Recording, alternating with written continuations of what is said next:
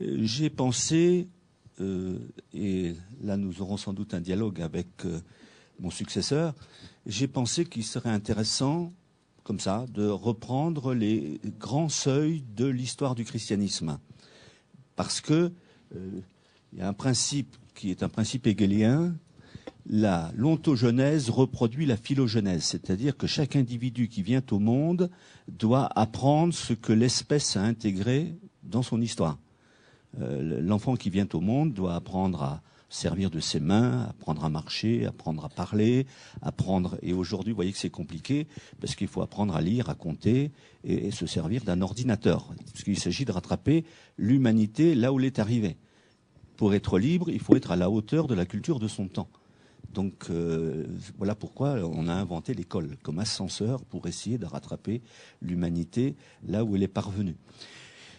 Et je vais reprendre, mais sans développer, parce qu'on m'a donné 20 minutes, alors c'est extrêmement bref. Hein, mais sinon, c'est pour donner de la place à l'échange après. Je vais retrouver des grandes catégories de Marcel Gaucher dans Le désenchantement du monde. Et puis, les difficultés sur lesquelles je pointerai à la fin sont aussi ce qu'il a analysé dans un dernier livre, L'éducation impossible. Alors, pardonnez-moi, hein, je parle de l'intérieur de ma tradition avec mon langage, et puis s'il y a besoin d'explications, vous me les poserez des questions. Alors je repars du début.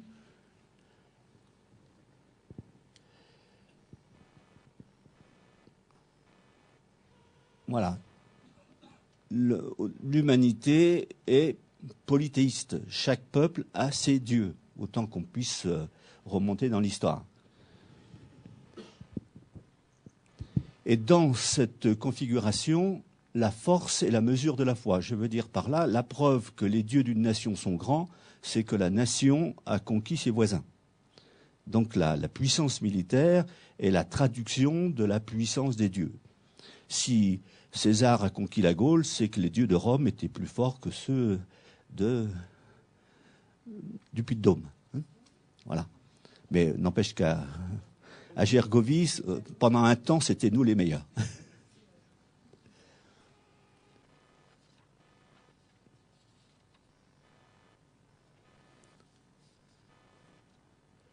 Et dans ce système-là, l'État est l'intermédiaire de la volonté des dieux. Et si un État, enfin un pays, alors j'ai représenté des pyramides parce que vous voyez bien pourquoi ça a à voir avec notre histoire, si un État étend ses pouvoirs, ce qui se passe dans un premier temps, le peuple vainqueur impose ses dieux au peuple soumis, il demande au peuple soumis d'adorer les dieux du vainqueur, mais n'abolit pas forcément les dieux des peuples vaincus, c'est-à-dire on augmente simplement le panthéon. Rome, de ce point de vue-là, savait faire, donc intégrer tous les dieux des peuples conquis à l'intérieur de son propre panthéon, et on a même un temple qui s'appelle comme ça.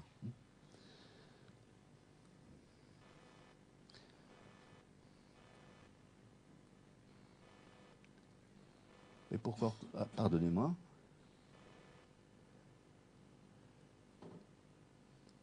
Et dans j'espère que ça vous paraît pas trop simpliste, j'ai essayé de représenter les choses. Vous voyez que le chef de l'État, que ce soit le pharaon, l'empereur, comme on l'appelle, est l'interprète de la volonté des dieux. Il est le médiateur divin.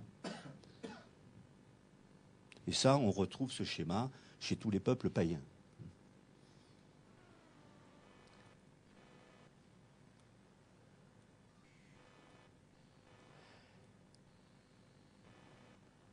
Ici, avec l'Alliance, commence une histoire singulière. C'est-à-dire, vous avez un peuple qui dit qu'un Dieu fait alliance avec lui, et ce Dieu s'engage à n'adorer que ce Dieu unique. Alors, on n'est pas encore dans le schéma de dire que les dieux des nations n'existent pas. Chaque peuple a son Dieu, et Israël, les fils d'Abraham, n'adorent que le Dieu qui s'est révélé à leur père. Et en Israël, le roi ne sera jamais considéré comme médiateur divin. Donc, cette alliance est faite avec tout le peuple. Et vous voyez l'Égypte qui prend de l'importance.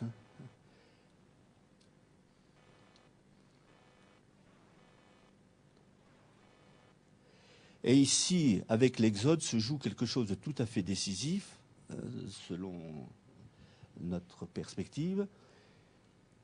C'est la foi qui devient la mesure de la force. Le peuple qui quitte l'Égypte n'est pas le plus puissant. C'est un petit peuple, mais c'est dans sa foi qu'il trouve la force de faire céder Pharaon.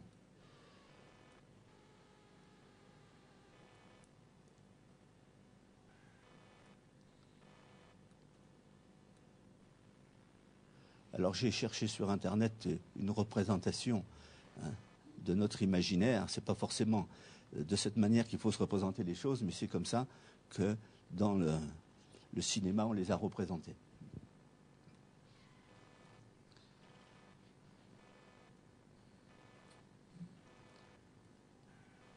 Et ici se situe une expérience, deuxième expérience tout à fait décisive, et si vous lisez Le Désenchantement du monde de Marcel Gauchet, vous verrez à quel point c'est important, parce que c'est ici qu'Israël va faire la preuve de ce que j'ai dit tout à l'heure, la foi est la mesure de la force. Normalement, logiquement, Israël aurait dû s'assimiler à Babylone et adorer les dieux de Babylone, puisque la preuve était faite militairement que Babylone était plus grand, plus fort que Israël, puisque Israël est déporté à Babylone. Et avec l'enseignement des prophètes, Israël découvre que son Seigneur n'est pas lié à un territoire, il est maître de l'histoire, puisque Israël reconnaît que c'est son Seigneur qui a permis qu'il soit conduit en captivité à Babylone, et que son Seigneur, c'est la grande vision d'Ézéchiel, l'accompagne dans son exil.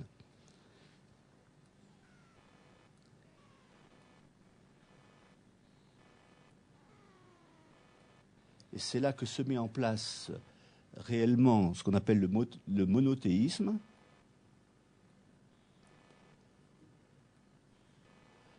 Israël refuse d'adorer les dieux des vainqueurs. Et se met en place, alors on le trouve dans tous les psaumes, les dieux des nations ne sont que du vent.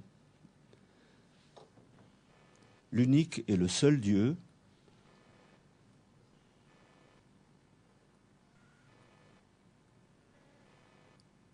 et c'est là que se met en place la grande théologie de la création. Alors, il ne faut pas tirer la création du côté de la fabrication, mais du côté de la donation. Si on relit les grands textes de la Genèse qui sont fixés définitivement à ce moment-là, donc l'expérience, c'est que le Seigneur est maître de l'histoire, il est le donateur de l'univers. Et il est le seul. Alors, vous voyez, la grande difficulté, c'est que désormais, il y a un affrontement avec les païens, puisqu'il y a non-reconnaissance de l'existence de leur Dieu. Si vous lisez les psaumes, vous verrez tout le combat contre l'idolâtrie. Et la grande question, c'est comment rester fidèle au milieu de toutes ces turbulences de l'histoire.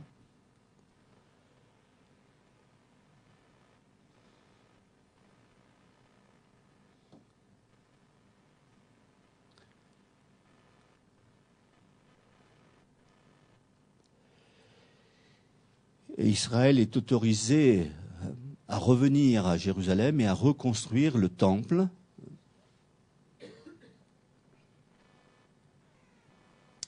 Alors je passe l'histoire très rapidement, nous n'avons pas le temps.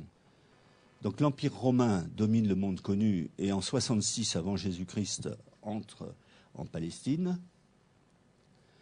Et César l'impérator, c'est un titre religieux. Ce n'est pas d'abord un titre politique ou militaire, c'est d'abord un titre religieux.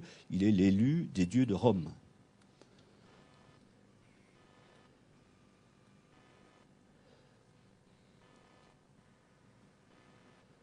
Et dans l'Empire romain, Israël, par sa résistance religieuse, obtient le statut de religion licite. Alors, pour schématiser, ça veut dire qu'Israël a le droit de n'adorer que son Dieu, à la condition de prier son Dieu pour le salut de l'Empire. Mais Israël n'est pas tenu d'adorer les dieux de Rome. En 27 avant Jésus-Christ, il y a toute toute une émeute lorsque Pilate arrive lorsque on veut imposer les divinités dans Jérusalem, il y a toute une résistance et il obtient et les Romains qui n'étaient pas fous font un accord en disant « Ok, dans votre temple, vous priez votre Dieu, mais vous priez pour le salut de l'Empire. »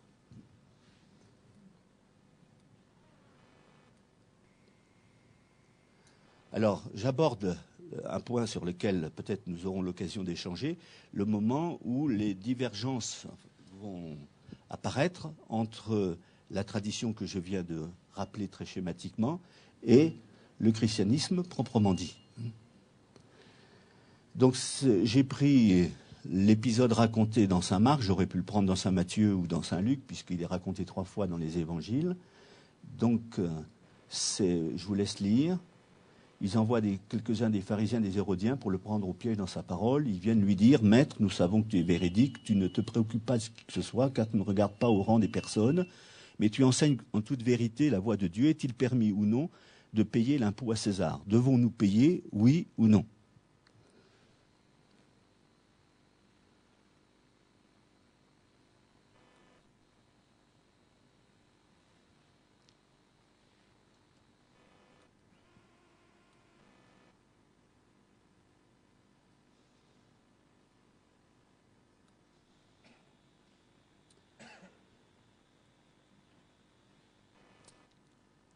Donc cette question, est-il permis ou non de payer l'impôt à César, qu'il faudrait traduire le tribut à César. C'est-à-dire, ce n'est pas un impôt au sens légitime du terme, c'est un tribut, c'est-à-dire une marque de soumission à celui qui occupe le pays. Alors, une fois qu'on a dit rendez à César ce qui est à César et à Dieu ce qui est à Dieu, la question n'est pas résolue pour autant. Parce que la question, c'est de savoir quoi est à César et quoi est à Dieu. Et l'interprétation de cette phrase est très compliquée.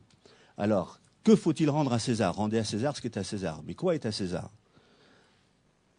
Alors, on peut penser que César, on lui rend la terre.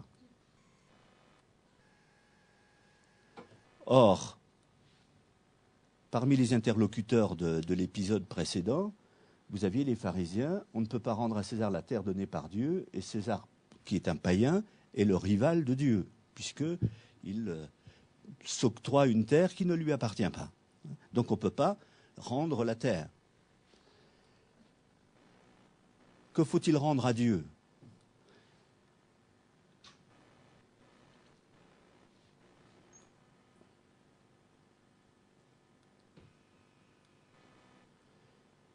Alors, est-ce que c'est le culte au temple?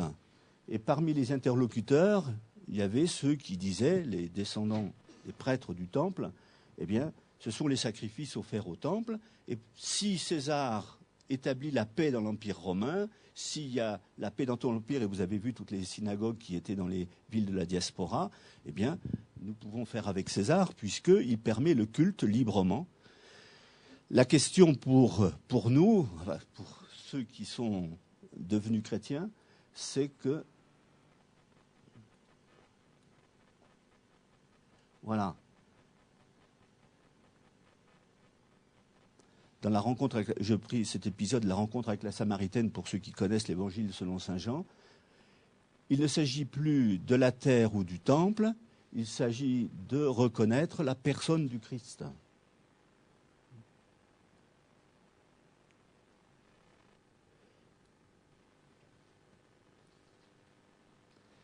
Et pour nous, nous reconnaissons que désormais, c'est la personne même de Jésus, mort et ressuscité, ce que nous allons célébrer dans les fêtes de Pâques, qui est le temple de l'Esprit.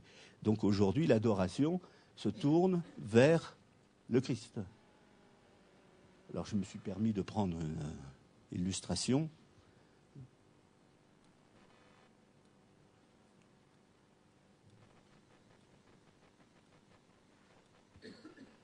Et saint Paul va traduire ça quelques années après, en disant « Il n'y a plus ni le juif, ni le grec, ni l'esclave, ni l'homme libre, ni l'homme, ni la femme. » Voilà, quelle que soit son origine, chacun peut devenir adorateur du Christ.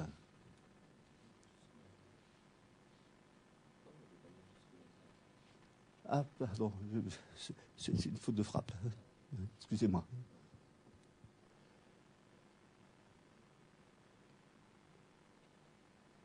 Et le fait que ce soit... C'est une question de... Voilà. Donc, quelle que soit son origine, chacun peut choisir de devenir disciple du Christ.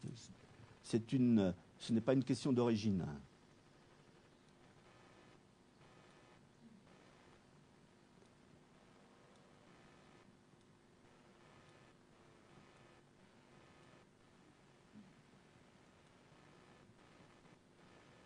Alors, mon schéma n'est pas tout à fait juste, mais il est très difficile à faire parce que l'Église visible, ce que nous connaissons, elle est faite à partir des diocèses. On en parlera peut-être tout à l'heure. C'est-à-dire, c'est une structure qui est très, très décentralisée puisqu'elle existe à partir des réalités diocésaines. C'est-à-dire, là où il y a un évêque, il y a une église. Et c'est la communion des églises qui fait l'église visible. Et donc, il faudrait faire autant d'églises visibles qu'il y a de réalités dispersées.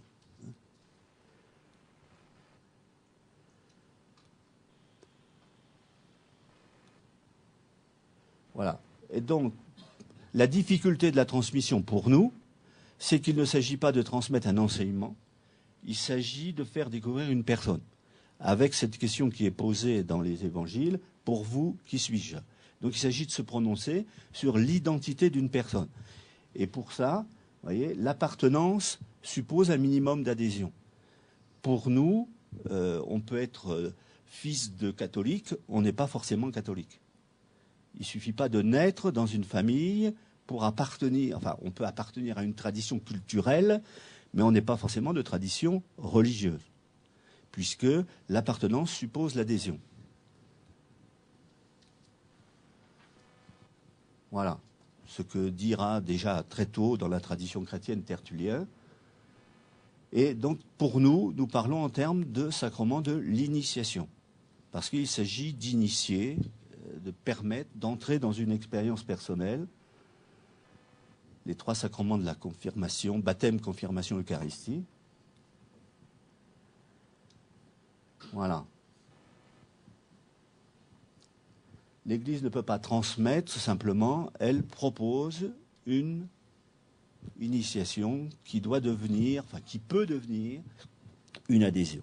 Alors je ne dis pas que dans l'histoire, on a toujours plus facilement choisir parce que il y a des époques où les réflexes majoritaires imposent les appartenances, mais il reste qu'il ne peut pas y avoir d'appartenance véritable sans adhésion.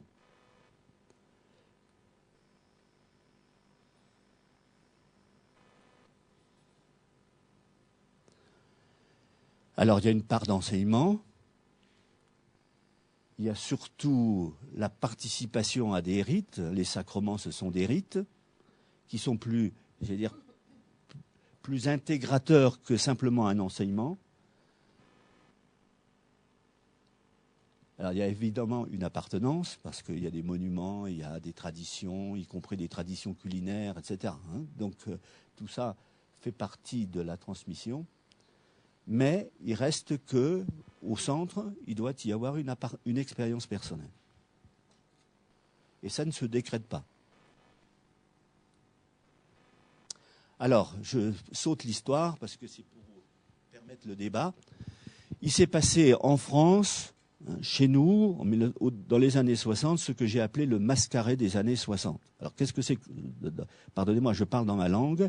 Je suis originaire de la région du Mont-Saint-Michel. Alors, le mascaret, c'est quand la mer rentre dans la baie et remonte dans la rivière. Et à ce moment-là, vous voyez, les choses partent à l'envers. Et dans les années 60, il s'est passé en France un mascaret culturel, c'est-à-dire que, tout d'un coup, l'avenir s'est mis à venir du futur et non pas du passé. Jusque-là, on pouvait parler de transmission parce que l'avenir venait du passé. On apprenait à un jeune agriculteur, si tu veux réussir ton blé, eh bien tu fais comme ton grand-père. Et dans les années 60, à la fin de la guerre d'Algérie, vous voyez, quand la France a eu un budget qu'elle a pu libérer de la guerre d'Algérie à partir de 62, elle l'a mis sur les collèges et les lycées. Et en créant les collèges et les lycées tels que nous les connaissons aujourd'hui, tout d'un coup, une majorité de petits Français a fait plus d'études que ses parents. Je rappelle que jusqu'en 1960 à peu près, 90%, peut-être moins, mais enfin autour de 90% des Français quittaient l'école à 14 ans. Et ils quittaient l'école à 14 ans pour entrer immédiatement dans le monde du travail. Moi, tous mes copains, moi je suis né en 44, je suis entré en 6e en 56, tous mes copains de l'école primaire sont tous restés à l'école primaire jusqu'à 14 ans, passé le certificat d'études, ils sont partis au travail. Et vous voyez qu'à ce moment-là, eh bien, la tradition qui venait des anciens était la garantie de la réussite de l'avenir. Mais à partir du moment où une génération de petits Français fait plus d'études que ses parents, tout ce qui vient de la tradition se trouve ipso facto disqualifié. Et l'idole de cette génération, qui commence à vieillir, comme moi, puisqu'il a mon âge, chantait « T'es plus dans le coup, papa ». Donc vous voyez, là, il y a une répudiation de ce qui vient de la tradition. Et avec les techniques, aujourd'hui on le voit encore, ce sont les enfants qui apprennent aux parents à se servir d'un ordinateur. Donc l'avenir vient du futur et non plus simplement du passé. Et vous voyez que pour les traditions religieuses, là, on est pris complètement à contre-pied. Et donc la rupture de tradition pour nous, c'est tout à fait clair, ce sont les années 60. Alors depuis ce temps-là, eh bien, on fait ce qu'on peut.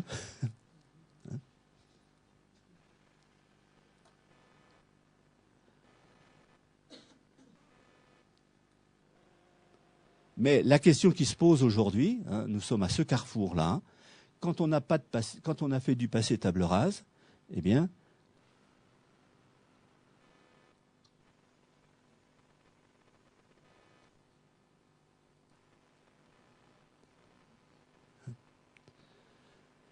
et ça c'est une véritable question.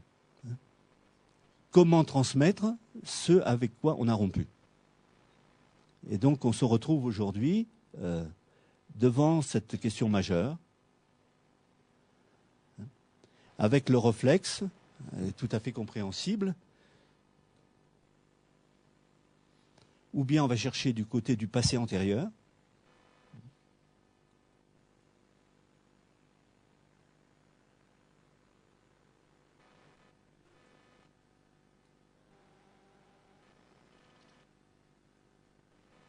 voilà, ou vivre dans l'instant présent, sans passé et sans avenir. Et avec l'expression « pas de futur ». No future. Mais je ne sais pas prononcer comme il faut, alors je n'ose pas trop.